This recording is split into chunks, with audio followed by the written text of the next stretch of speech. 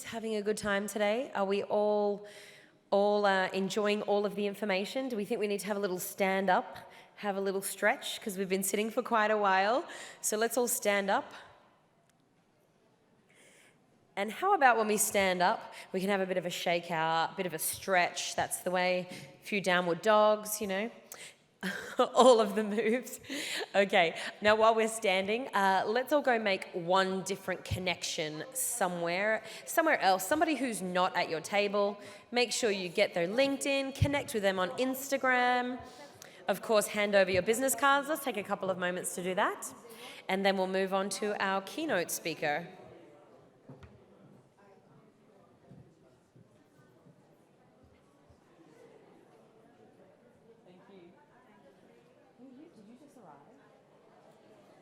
Oh, you've been here. Are you here? Yeah. Oh, you were? Oh, okay, cool. Oh, no, I just don't remember seeing your face. Oh, no. They put me on the wrong panel. They changed me a couple of times. Is that what So if you mentioned my name even this morning, Yeah. it was their error. Somebody told me to take it off. And I did. And I did. So I was meant to. Because I was like, oh, he mustn't have arrived. No, in emails and everything, I told them, like, yeah, no, I'm doing the 2 p.m. Okay, the guy that he said, oh, no, I don't think he's here, so I struck him off the list. So he must have But thought they didn't that tell you- me about this Penny Jane, because she's getting announced at every panel that she's not here. Oh my God, Well, hilarious. she's only done one, but Yeah, so every time they're not the best with giving me the every information. time they put it in the WhatsApp, she always responds, "This is not like that." Oh my God, hilarious. But is she coming? I think she spoke to me. I haven't seen Okay. her. Is that a colleague of yours? No, she's meant to be with us. Oh, And then they right. took her, or she took Oh, us. yeah, and they said, yeah. Yeah. Interesting. So you're Aussie, right? Yeah. Yeah. And Yeah. from home, or you? Yeah, Were you I live working here. here? Yeah. I'm based here at the moment. So. How is it? Yeah, it's good. Yeah. I'm getting a lot of feedback from different people. Yeah. Like Aussies have moved over, and some love it, and some say, "Oh, like, the transition's a little bit difficult." Yeah. And if you don't have a background, the culture's a little bit weird because you're stuck between. It's not anymore. It used to be. But not And for a now. female, No, it's always fine. been safe. No, it's actually a lot safer than home, which is kind of crazy to Yeah, I think, know. isn't it? I've been here Yeah. a few times. Have you? Yeah, Yeah. there are lots of girls like on the beach, like exercising at night alone. Oh, no issue. Yeah. And also, like, oh no, that's right. And also, like, living here now with the cost of living in Australia, like, it's just through the roof, as you know. No. No, I'm originally from Adelaide, but lived in Melbourne for like most of my adult life. But yeah, it's just wild, isn't it? Like, but I would say it's much cheaper to live here, and we don't pay taxes. So yeah, you get 100% of your earnings. Yeah, so I just freelance like MC. Yeah. No, good on you. Yeah. No. So yeah, Yusuf, wasn't right. it? Yeah, Yours? awesome. Angela. Angela, nice Cool. to meet you. Nice to meet No, you you're doing too. a fantastic job. Oh, cool. No, honestly, Thank you. very natural. Where a lot of these, the two-stage, it's too much better. Yeah. No, because we're running so late, I'm just like, nah, next one, let's go. I've told them already. Awesome. I've my 5 cents worth. Yeah. All right. Good to meet you, Angela. Nice to meet you too. All right. Okay, everybody.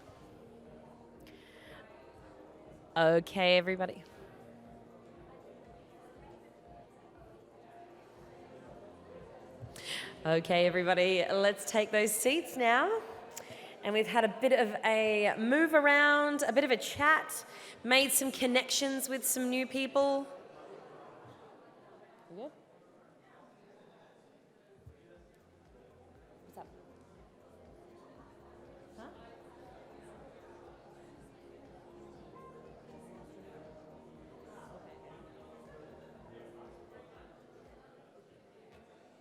Okay, fantastic. You can continue chatting. We've just got to wait a few moments for our next speaker. Hey.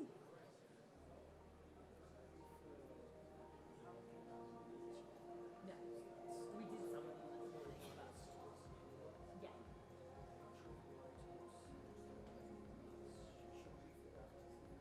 Okay, yeah, just check over here with Priya. She can check. What was her name? I think the name rings a bell, but just double check with her. Okay, fantastic. Let's take those seats. Wonderful. Now, our next keynote speaker. Dr. Emily Good Perkins, owner of the Music Playhouse. She will be speaking to us, and it is entitled Culturally Sustaining and Empowering Music Education. Let's put our hands together for Dr. Emily Good Perkins.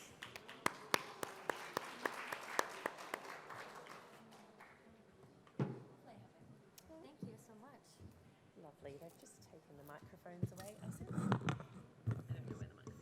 This, or does this work now? Do you want a handheld or you? This is fine. Yeah, thank you. And then, is that? It should go. Just use it right away. Oh, hey, perfect. Thank you. Let's see if this goes on.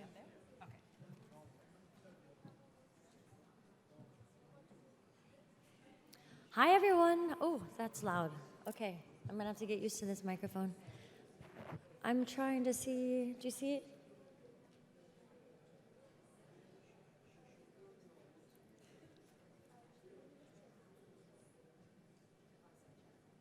Okay, can everyone see? Oh, no, not yet. I'm not sure what I'm doing wrong here. Is it on? Oh, it's on. Yes, perfect. Hi, everyone. I am speaking about culturally sustaining and empowering pedagogy, not just within the field of music education, but within every educational field. I've done quite a bit of qualitative research with different groups of students. So I interviewed students that were in 6th and 7th grade. I interviewed university students. I even interviewed faculty members about diversity and trying to find ways to be more inclusive within the field of music education. Because what I found when I went and watched the teaching was that the students who were not familiar with the Western classical music tradition, which is typically taught in the US, I know in the UK and elsewhere, that they were alienated, and then they felt like their culture was not as important as the Western classical. So let me see if I can click through here. This shows migration. This is a map that shows migration. Oh yeah, thank you. This mic am I yelling? Can you show me how to?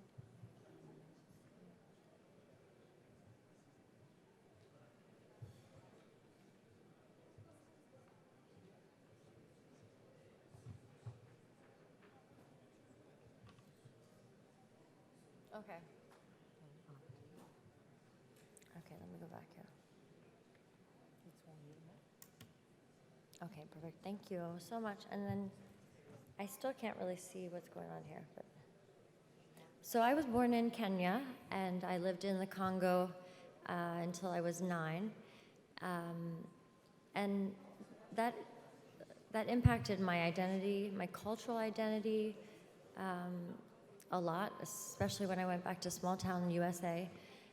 And so that's kind of informed my whole life's work. I went from being an opera singer to a university educator, and then recently had the opportunity to take over an early childhood music education business, which I love, and I'm still teaching university students. But what I found is that with each group, there's always this disconnect between what's being taught in the classroom and what is familiar for them at home. And as I watched some of these teachers teach, I saw a lot of disciplining of bodies, where a lot of cultures include dance with music. So music and dance can't be separated. Singing and dance can't be separated. Whereas in some of these classrooms, the teachers were very not forceful, I would say, but very strict about being very staid and having good posture and not moving at all. And I could tell that the children were uncomfortable. And so I had such a wonderful opportunity to interview children from diverse backgrounds, disenfranchised, probably the children who are most disenfranchised in the U.S. because they come, it's not their fault, but they come from low-income backgrounds. So I have some, I'm gonna see if this works, because I would love for you to hear some of these quotes. What I did is I went and I asked them what music meant to them and how it operated in their lives. And through those questions, I was able to glean how music in the classroom was negative. It wasn't helping. And they didn't want to say anything negative about their teacher, so instead they told me what was positive about music at home. And I'm not sure if this quote is going to play. Let's see. So the overarching findings from the first study was that music is important for the students' self-expression and identity, especially cultural identity. I found that one teacher was teaching in a more kind of congruent way for her students, as opposed to the other one who was teaching very strictly in the ways that she was taught to teach. So she wasn't being very creative in her own teaching. And so I'm just going to pass through here if I can and see if I can play this quote or this. It's just great to hear the voices of the children. I just think it's so important. I'm clicking on that, and I don't. Oh, I know. Maybe double click. Sir, do you know how to get? It was working earlier. I'm just trying to get the quotes. That's okay. Okay, we'll get to the music. So, as you probably know, or maybe you haven't thought about as much, all cultures have different aesthetics that they value. And so, for example, I lived here for 6 years. I worked at American University of Sharjah, and I came here after having my first 2 degrees in opera performance, and I had this idea, this inflated idea that was the only way to sing, it was the best way to sing. And so it was good I came here because I learned a lot, and I definitely was put in my place. I mean, not in a negative way, but I'm so grateful for the students that I worked with.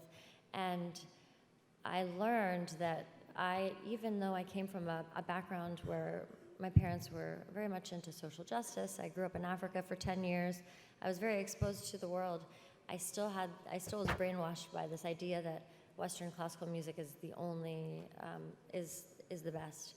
This hierarchy that actually is originated in colonialism. And so it's still perpetuated in many countries. And so my goal is to try to change that rhetoric. I wrote a book called Culturally Sustaining Music Pedagogies, and it is here somewhere, but if you're interested, you may come look at it. I really didn't want, I think these got messed up here. I'm sorry, I apologize. Let's go to, I wanted to play some videos of my students, actually, from here, one of whom has become famous, 2 actually, not because of me, but because they're amazing.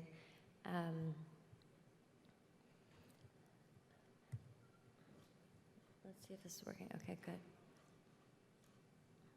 So you see the UAE in 1980 and then 2012. I don't know if any of you live here. How many of you live here?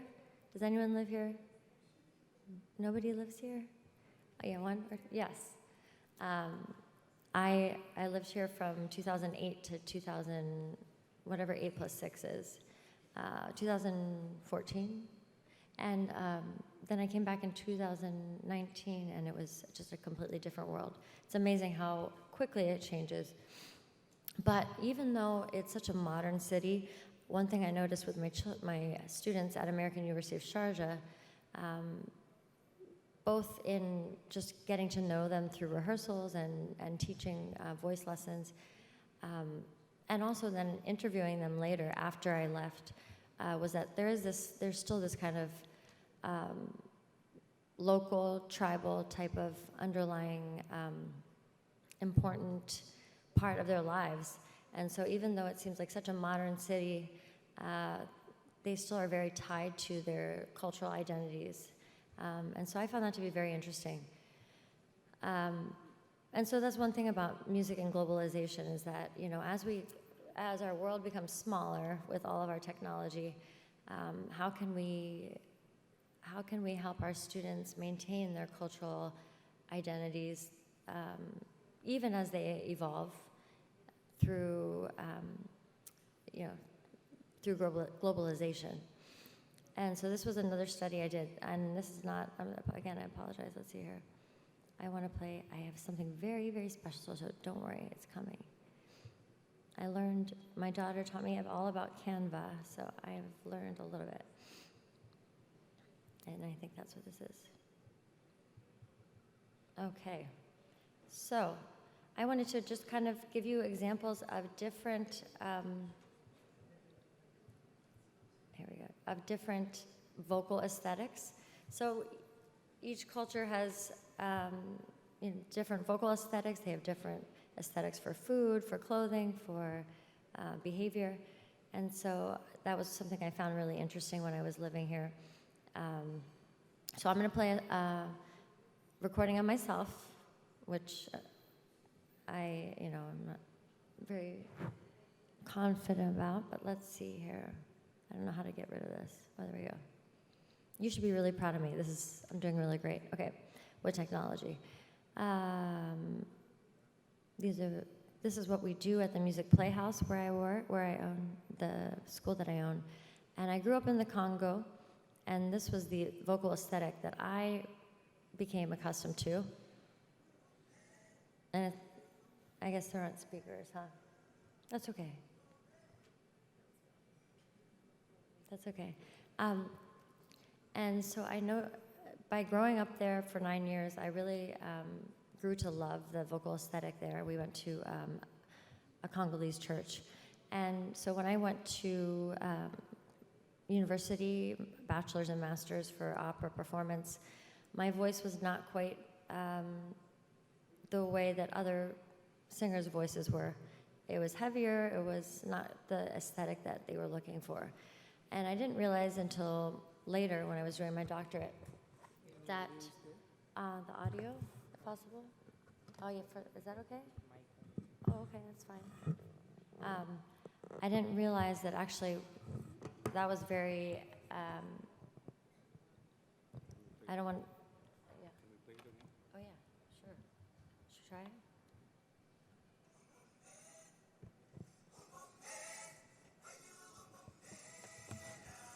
I think I have a Bluetooth speaker actually.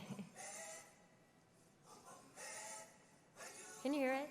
Anyway, I love the African sounds. It is much heavier than kind of the operatic sound.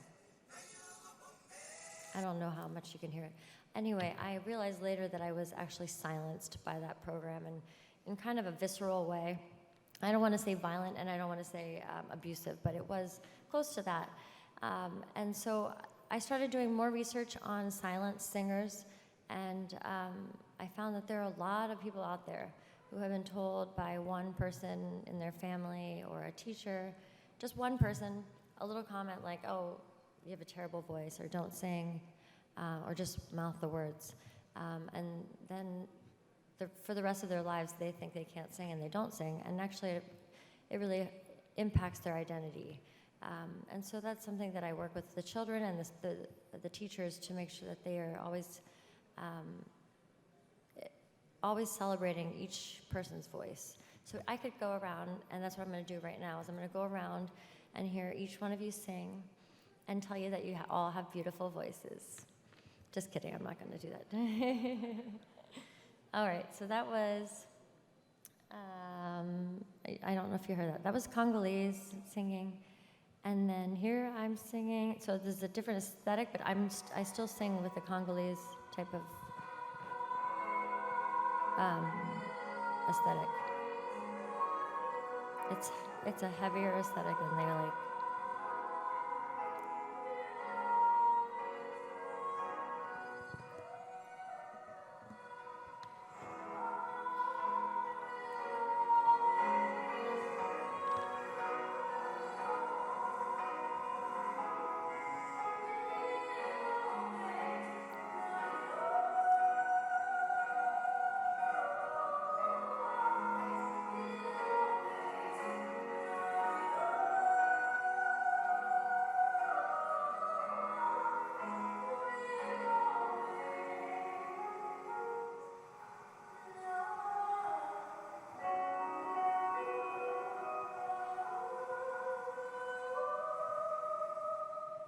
So my operatic voice was not quite that type of voice that they wanted, and so I ended up not realizing it, but being a silent singer for a long time, and I felt inhibited. I didn't want to sing in front of my husband or anyone. Now this is one of my students here, beautiful singer, and I want to just give you a little example of, and maybe you're very familiar, Arabic singing. Do you hear?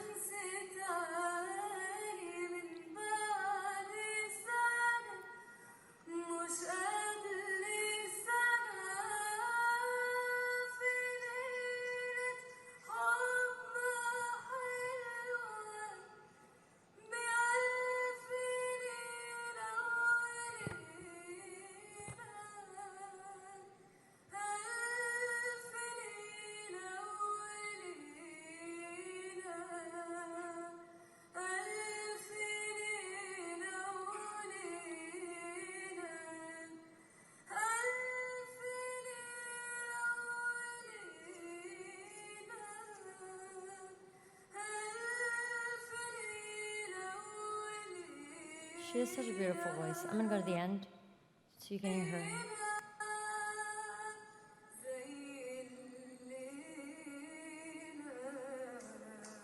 What? Her, if you know anything about Arabic music or singing, her urub, the ornamentation, is amazing. I've tried that so many times I can't do it. So I kind of wanted to show how the vocal aesthetics are different for Arabic singing as opposed to classical singing. So I came in and I was trying to get them to do head voice and sing nice and high, and that was not beautiful to them because this type of aesthetic was much more beautiful. And so what I could have done was force them to sing the way that I wanted them to sing, but I didn't. Instead, I had them try to teach me Arabic singing, and that's when I started to realize that as teachers, we need to find ways to sustain the cultures of our students in ways that are empowering, as opposed to forcing them to do what we think they should do. And not just that, but the theory of culturally sustaining pedagogy is that we don't just use their culture as a bridge to what we want them to do, but we actually just sustain and celebrate their cultures in the classroom. So it is a different paradigm, and I think it's really important to be thinking about that. One of the things I wanted to demonstrate, I've done some research on timbral perception. So is this microphone bothering you? Just please tell me if it is. I feel like I'm blowing into it or something? It's okay. So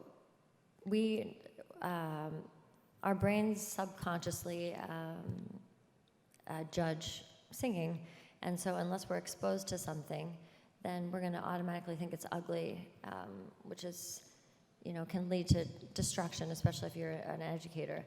So I'm going to play Chinese opera, and if you haven't heard Chinese opera before, I love it now, but I know that the first time some people hear it, it maybe isn't something that they're used to.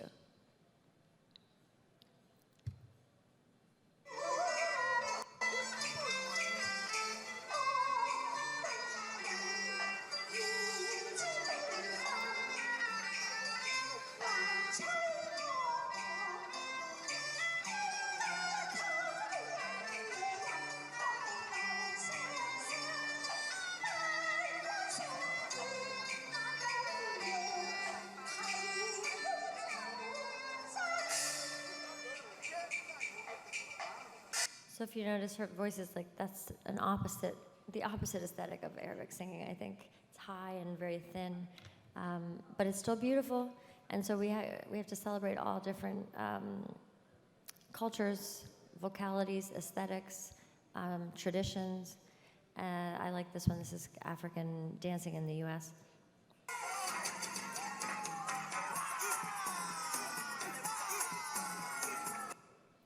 And for so long, African Americans in the U.S. Their dancing was considered to not be appropriate. But now things have evolved a little bit.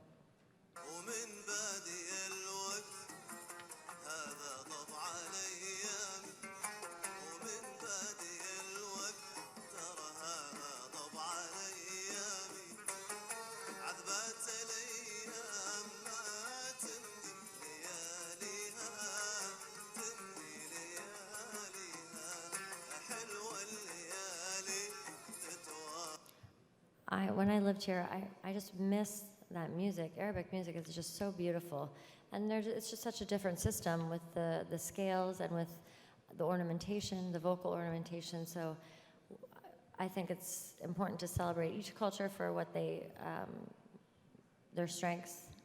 This is Malaysian.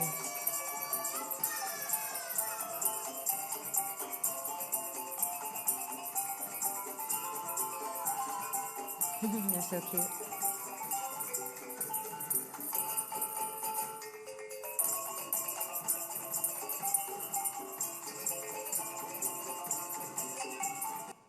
They're so cute.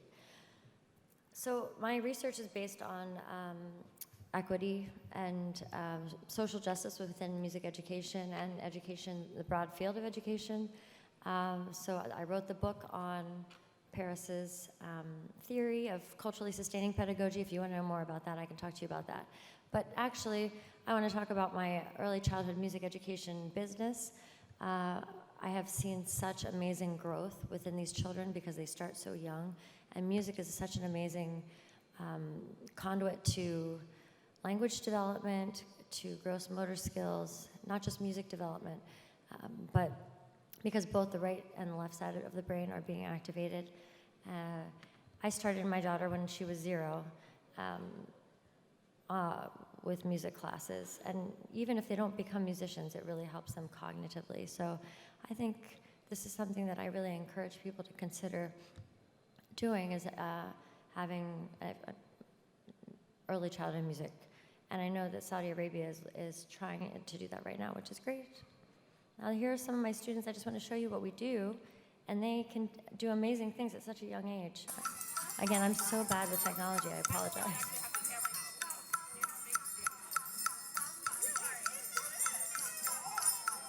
He's like such a baby. And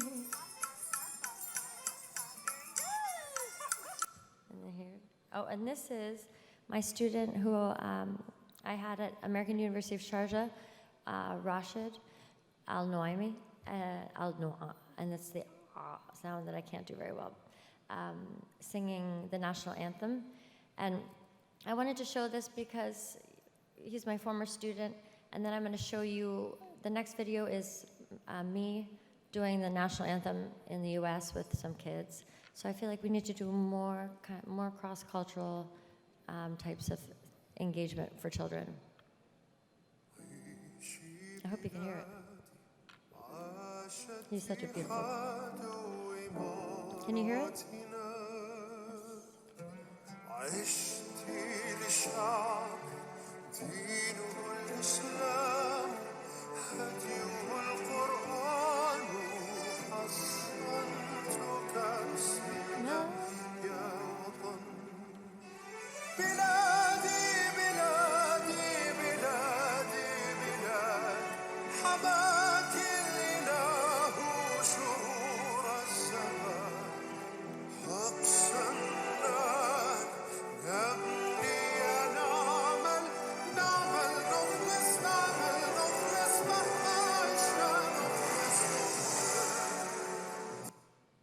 I love his voice. And then next, here we go. Here are some children and me in the Midwestern state of Indiana in the United States doing the national anthem.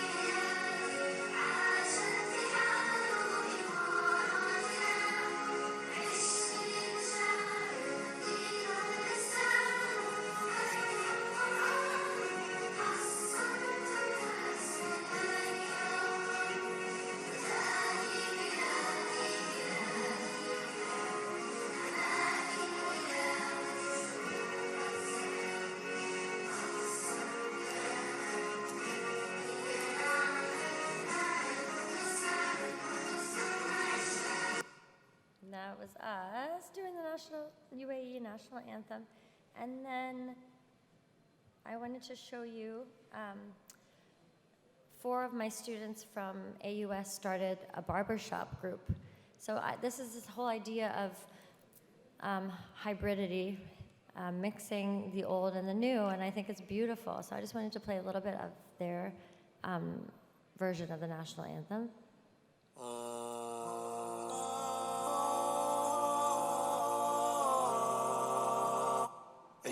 عيشي بلادي عاش اتحاد إماراتنا عشت لشعب دينه الإسلام هديه القرآن حصنتك بسم الله يا وطن بلادي بلادي بلادي بلادي حماك الإله شرور الزمان أقسمنا أن نبني ونعمل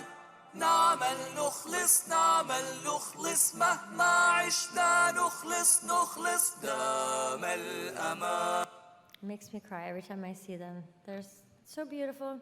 Here's Rashid finishing, and then I'll let you go. فيك بالأرواح يا وطن. So beautiful. You should look him up online. I was going to show some videos of some things that we do at the Music Playhouse, so maybe I'll do that really quickly. Yeah. So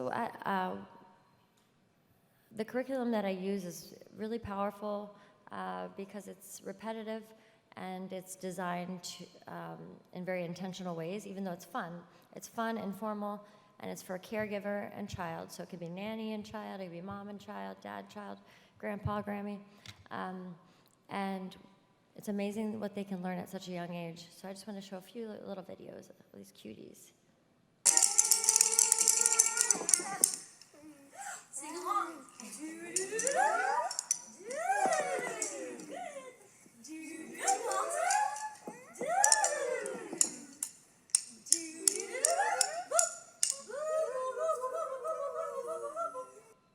And then starting at 0, at a young age, we have them repeat tonal and rhythm patterns, and it's amazing how they can do it.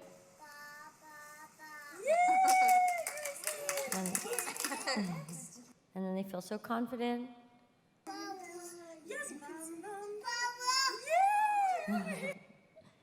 And just a few more, I promise.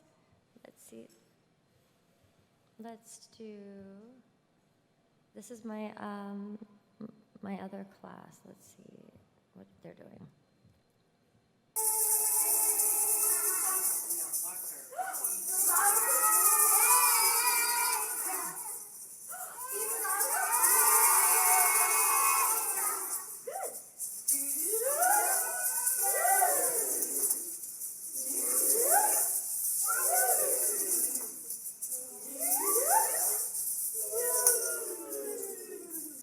So that's a class that I have in that's a low-income, mostly immigrant community where a lot of the children don't speak English.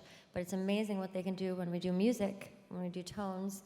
And also, I love this director because she also mixes neurodivergent children with, I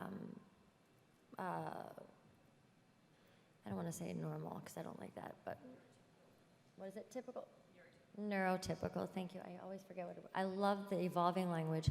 But it's amazing, music is such an amazing thing to help children who are nonverbal. I've seen them speak. I've seen kids walk because of music. So it's just a powerful thing. Thank you for listening to me and for forgiving me with my technological disability. Thank you very much. I appreciate it.